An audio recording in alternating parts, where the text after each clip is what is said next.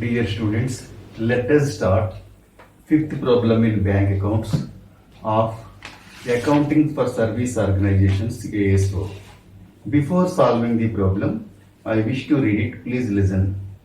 From the following information, prepare profit and loss account of Vasavi Bank Limited for the period ended 31st March 2016. Particulars amount rupees లో 3 zeros అనమాట. Interest on loans రుణాల మీద వడ్డీ 600 అంటే 6 lakhs అనమాట. అది interest on fixed deposits 550, fixed deposit మీద వడ్డీ 550, commission 20, exchange and brokerage 40, salaries and allowances జీతాలు అలవెన్స్లు 300, డిస్కౌంట్ ఆన్ బిల్స్ మీద discount 152, interest on cash credit మీద వడ్డీ 480, interest on temporary overdraft in the year 60, interest on savings bank deposits 174, postage టెలిగ్రామ్లు స్టాంపులు 20 అంటే 20,000 అనమాట. అది printing and stationery 40, sundry expenses వివిధ ఖర్చులు 20, రెంట్ 30 అంటే 30,000 అనమాట. ట్యాక్సెస్ అండ్ లైసెన్సెస్ పన్నులు లైసెన్స్లు 20,000, audit fee 20,000, additional information rebate on bills discounted 30,000, salary on MD managing director జీతం 30,000, bad debts 40,000, provision for taxation is to be made at the rate of 55%, interest of rupees 40,000 on doubtful debts was wrongly credited to interest on loan account. Working should form a part of your answer. ఇది problem. Interest and discount వడ్డీ discount ని ఎలా calculate చేయాలో చూద్దాం. Interest on loans రుణాల మీద వడ్డీ మనకి 6 lakhs ఇచ్చాడు, 6 లక్షలు. అందులో సంశయాత్మక బాకీలపై వడ్డీ 40,000 పొరపాటున కలిసిపోయిందట. సంశయాత్మక బాకీలపై వడ్డీ రుణాల మీద వడ్డీలో కలిసిపోయిందట. 40,000 డిడక్ట్ చేసేయండి. 5,60,000 వచ్చింది. ఆ తర్వాత ఇంట్రెస్ట్ ఆన్ ఓవర్ డ్రాఫ్ట్ మీద వడ్డీ, తర్వాత ఇంట్రెస్ట్ ఆన్ క్యాష్ క్రెడిట్ అంటే నగదు క్రెడిట్ల మీద వడ్డీ, డిస్కౌంట్ చేసిన బిల్లుల మీద డిస్కౌంట్. ఈ 4 అమౌంట్లు కలుపుతాం. కలిపిన తర్వాత మనకి 12,52,000 వచ్చింది. అందులోంచి less rebate on bills discount, bill discount పై రిబేట్ ఎప్పుడు కూడా మనం డిడక్ట్ చేయాలి. 12,22,000 ఏంటంటే వడ్డీ డిస్కౌంట్ నెట్ లేదా నికరం అన్నమాట. ఇప్పుడు 4 షెడ్యూల్స్ గీసుకుంటాం. షెడ్యూల్ నెంబర్ 13 ఇంట్రెస్ట్ ఎర్న్డ్ సంపాదించిన వడ్డీ. ఇందులో ఇంట్రెస్ట్ అండ్ డిస్కౌంట్ వడ్డీ డిస్కౌంట్ అని ఈ 4 అమౌంట్లు కలపగా వచ్చిన అమౌంట్ తీసుకొచ్చి ఇక్కడ నెట్ వాల్యూ తీసుకొచ్చి ఈ 10,22,000 ఇక్కడ వేసుకోవాలి. అంతేగాని ఇక్కడ మనం interest on loans, interest on OD, interest on cash credits, interest on discount on bills discounted అలా రాయకూడదు. మొత్తం అన్ని కలిపేసి బయట వర్కింగ్ నోట్ చేసి దాన్ని తీసుకొచ్చి వడ్డీ డిస్కౌంట్ అని 12,22,000 నెట్ తీసుకుని ఇక్కడ వేసుకోవాలి. Interest on balance with RBI and other banks, reserve bank ఇతర బ్యాంకుల నిల్వల మీద ఒకటి ఏం లేదు కాబట్టి డాష్ పెట్టేస్తాం. ఇన్కమ్ ఫ్రమ్ ఇన్వెస్ట్మెంట్స్ పెట్టుబడి మీద ఆదాయం కూడా లేదు కాబట్టి డాష్ పెట్టేస్తే 12,22,000 ఏమవుతుందంటే టోటల్ అవుతుంది అనమాట. 13 షెడ్యూల్ టోటల్ అంటే 12,22,000. ఇప్పుడు షెడ్యూల్ నెంబర్ 14 అదర్ ఇన్కమ్స్ లేదా ఇతర ఆదాయాలు. ఇందులో commission, exchange, brokerage. Commission, exchange, brokerage కలిపి మనకి 60,000 ఇచ్చేటది వేసుకుంటాం. ఆ తర్వాత పెట్టుబడుల అమ్మకంపై లాభం ఉంటే అందులోంచి నష్టం ఉంటే తీసేస్తాం లేదు. అలాగే భూమి భవనాల అమ్మకంపై లాభం ఉంటే అందులోంచి దానికి సంబంధించిన నష్టం ఉన్నట్టయితే తీసేసేస్తాం, అవి లేదు. లాకరద్దు లేదు. వసూలైన నిడులు కానీ వసూలైన అద్దె కానీ ట్రాన్స్ఫర్ ఫీజు కానీ ఉన్నట్టయితే మనం ఇక్కడే చూపించాలి. అంచేత మనకు ఒకే ఐటమ్ ఉంది కాబట్టి దాన్ని ఆర్డర్ చేస్తే మళ్ళీ ఎప్పటిలాగే 60,000. ఆ తర్వాత షెడ్యూల్ నెంబర్ 15 ఇంట్రెస్ట్ పెయిడ్ చెల్లించిన వడ్డీ. ఇందులో ఇంట్రెస్ట్ పెయిడ్ ఆన్ డిపాజిట్ల మీద చెల్లించిన వడ్డీ. ఆ డిపాజిట్లు ఏంటవి? ఫిక్స్డ్ డిపాజిట్లు, సేవింగ్స్ డిపాజిట్లు, కరెంట్ డిపాజిట్లు, రికరెంట్ డిపాజిట్లు. మనకైతే ఈ ప్రాబ్లం అయితే ఫిక్స్డ్ డిపాజిట్లు, సేవింగ్స్ డిపాజిట్లు మాత్రమే ఇచ్చాడు. ఆ రెండింటినీ కలిపితే మనకి 7,24,000. చూడండి ఇక్కడ 5,50,000ని 1,74,000 కలిపితే 7,24,000 అయిందనమాట. ఆ తర్వాత interest on borrowings from RBI and other banks, reserve bank నుండి కానీ ఇతర బ్యాంకుల నుండి కానీ మనం తెచ్చిన అప్పులపై వడ్డీ ఉన్నట్టయితే అది కూడా వేసుకుంటాం. లేదు కాబట్టి ఈ 7,24,000 మనకి టోటల్ అవుతుంది అనమాట. Next schedule number 16 operating expenses నిర్వహణ ఖర్చులు. ఇందులో మనం ఏం వేసుకోవాలంటే శాలరీస్ అండ్ అలవెన్సెస్, జీతాలు అలవెన్స్లు 3 lakhs. అలాగే salary to MD managing director జీతం 30,000 ఇచ్చాడు. అలాగే రెంట్ 30,000 ఇచ్చాడు. ప్రింటింగ్ అండ్ స్టేషనరీ 40,000 ఉంది. అలాగే పోస్టేజెస్, టెలిగ్రామ్స్, స్టాంప్స్ కలిపి 20,000 ఉంది. అలాగే ట్యాక్స్ అండ్ ఇన్సూరెన్స్, పన్నులు, బీమా 20,000 ఉంది. అలాగే ఆడిట్ ఫీజు 20,000. అలాగే సండ్రీ ఎక్స్పెన్సెస్, వివిధ ఖర్చులు 20,000 ఉంది. ఇవన్నీ కలిపేస్తే 4,80,000 ఉంది. 4,80,000. 16th షెడ్యూల్ టోటల్ ఎంతంటే ఆపరేటింగ్ ఎక్స్పెన్సెస్ లేదా నిర్వహణ ఖర్చులు టోటల్ 4,80,000. ముందుగా ఈ 4 షెడ్యూల్స్ని ప్రిపేర్ చేసేసుకుని టోటల్ చేసుకుంటాం అనమాట. ఫామ్ బి ప్రకారం లేదా అకార్డింగ్ టు ఫామ్ బి అని పెట్టుకుంటాం.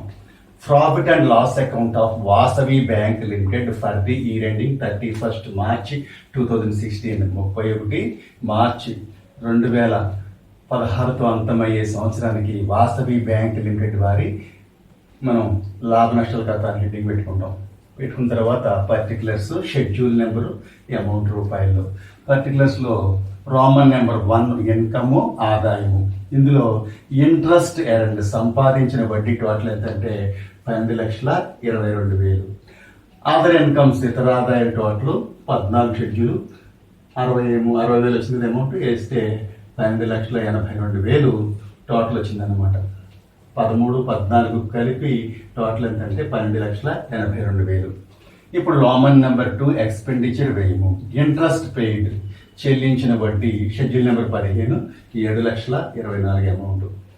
ఆపరేటింగ్ ఎక్స్పెన్సెస్ నిర్వహణ ఖర్చులు 16 షెడ్యూల్, అది 4,80,000 వేసుకున్న తర్వాత ఇక్కడ మనం ఏం చేయాలంటే వర్కింగ్ నోట్స్ చేయాలి. క్యాలిక్యులేషన్ ఆఫ్ ఇన్కమ్ ట్యాక్స్, ఆదాయ పన్ను లెక్కించుట. ఎంతవరకు మనకి ఆదాయ పన్ను మనకి రూపాయల్లో ఇచ్చాడు. ఎంతవరకు ప్రాబ్లమ్స్లో మనకి ఆదాయ పన్ను ఏం చేశాడంటే రూపాయల్లో ఇచ్చాడు, కానీ లెక్కలో పర్సంటేజ్లో ఇచ్చాడు. శాతం ఇన్కమ్ ట్యాక్స్ 55% లెక్కించమన్నాడు. అట్లా లెక్కించమన్నప్పుడు మనం దానికి వర్కింగ్ నోట్స్ చేయాలి. ఎలాగంటే షెడ్యూల్ నెంబర్ 13 దాని టోటల్ ఎంత 12,22,000. అలాగే షెడ్యూల్ నెంబర్ 14 టోటల్ 60,000. ఈ రెండు కలిపితే 12,82,000 అయింది. Less schedule number 15 7,24,000. Schedule number 16 total 4,80,000. Bad dates మనకి అమౌంట్ ఇచ్చాడు, అది కూడా వేసుకుంటాం. ఈ మూడింటిని కలిపేయండి. కలిపితే 12,44,000 వచ్చింది. ఈ ఆదాయం నుంచి ఈ వ్యయం తీసేయండి. అప్పుడు ప్రాఫిట్ వస్తుంది 38,000 వచ్చింది. దాన్ని ఏమంటారంటే ప్రాఫిట్ బిఫోర్ ట్యాక్స్, పీబీటీ, పన్నుకు ముందు లాభం అంటాం. అప్పుడు దీని మీద మనం ట్యాక్స్ పే చేయాలి. మనకి లాభం ఎంత వచ్చిందంటే పన్నుకు ముందు 38,000 వచ్చింది. ఈ 38,000లో ఇన్కమ్ ట్యాక్స్ కట్టాలి మనం, ఆదాయ పన్ను. 38,000 ఇంటూ 55/100 వేస్తే 20,900 వచ్చింది. 20,900 వచ్చింది. నెక్స్ట్ మనకి బ్యాడ్ డేట్స్ ఎలాగే లెక్కలో 40,000 ఇచ్చాడు. ఈ రెండింటినీ కలిపి మనం ఏమంటామంటే ఏర్పాట్లు, ఆగంతుకాలు అంటాం. ఏర్పాట్లు, ఆగంతుకాలు. మళ్ళీ ఇన్కమ్ ట్యాక్స్ క్యాలిక్యులేషన్ మళ్ళీ చెప్తున్నాను చూడండి. ముందు ఎప్పటిలాగే షెడ్యూల్ నెంబర్ 13 టోటల్ వేసుకుంటాం, అలాగే 14 టోటల్ వేసుకుంటాం. రెండు కలిపి ఇలా వేసుకుంటాం కొంచెం దూరంలో. Less schedule number 15 7,24,000. Schedule number 16 4,80,000. Bad dates రాని బాకీలు 40,000. ఈ మూడు కలిపేసి సరిగ్గా దీని కింద వేసుకుని ఈ ఆదాయం టోటల్ నుంచి ఈ వ్యయం టోటల్ తీసేయండి. ఇన్కమ్ టోటల్ నుంచి ఎక్స్పెండిచర్ టోటల్ తీసేస్తే 38,000 వచ్చింది. అదేంటంటే ప్రాఫిట్ బిఫోర్ ట్యాక్స్, పన్నుకు ముందు లాభము. దీని మీద మనం ఇన్కమ్ ట్యాక్స్ని క్యాలిక్యులేషన్ చేయాలి. ఆదాయ పన్నుని 38,000 ఇంటూ 55/100 వేస్తే 50/5/100 వేస్తే మనకి 20,900 వచ్చింది. 20,900. దానికి బ్యాడ్ డెట్స్ రాని బాకీలు కలిపేసి మనకి ఎంత వస్తుందంటే 60,900 వస్తుంది. ఈ బ్యాడ్ డెట్స్ ని, రాని బాకీల్ని ఎప్పుడు కూడా 16 షెడ్యూల్లో వెయ్యకూడదు. చాలా మంది హోంవర్క్ ఇచ్చిన లెక్కలో మీరు ఈ బ్యాడ్ డెట్స్ ని 16 షెడ్యూల్లో వేస్తున్నారు, వేయకూడదు.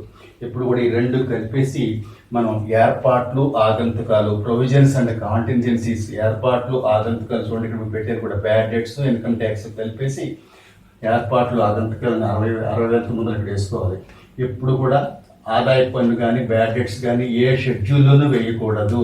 వాటికి స్పెషల్గా ప్రొవిజన్స్ అండ్ కాంటింజెన్సీస్, ఏర్పాట్లు, ఆగంతుకాలను పెట్టి దాంట్లో వేసుకుంటాం అన్నమాట. 60,900 పట్టుకొచ్చి అప్పుడు ఈ మూడింటిని టోటల్ చేసుకుంటాం.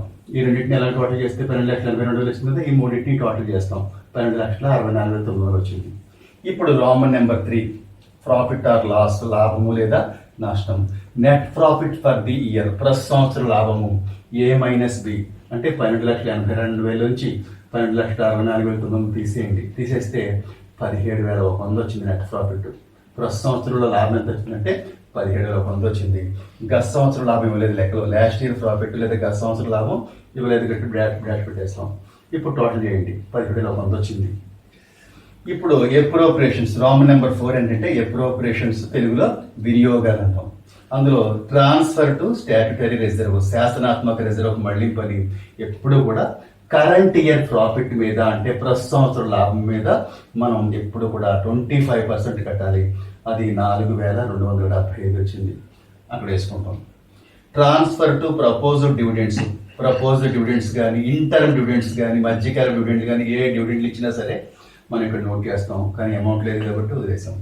అలాగే ట్రాన్స్ఫర్ టు జనరల్ రిజర్వ్, సాధారణ రిజర్వ్ మళ్లింపు. ట్రాన్స్ఫర్ టు సింకింగ్ ఫండ్, అంటే నిక్షేప నిధికి మళ్లింపు, అది కూడా ఏం లేదు. Transfer to dividend equalization fund, dividend సమానీకృత నిధికి మళ్లింపు కూడా ఏం లేదు కాబట్టి మనం డాష్ పెట్టేసుకుంటాం. ఉన్నా లేకపోయినా మాత్రం రాసేయండి అవి. నెక్స్ట్ ఇప్పుడు ఏం చేస్తామంటే ఈ సి టోటల్ తీసుకొచ్చి కింద టోటల్ వేసుకోండి. మొత్తము టోటల్ డి అని పెట్టుకోండి. దాన్ని సి టోటల్నే కిందకి తీసుకొచ్చేసి మనం ఏం చేద్దామంటే కింద టోటల్లో వేసుకుంటాం అన్నమాట. 17,100. ఈ 17,100లోంచి ఇవన్నీ అంశాలు కలిపేసి ఒకవేళ ఎన్నిటికీ అమౌంట్ ఉంటే వాటన్నింటినీ కలిపేసి ఈ 17,100లోంచి డిడక్ట్ చేయండి.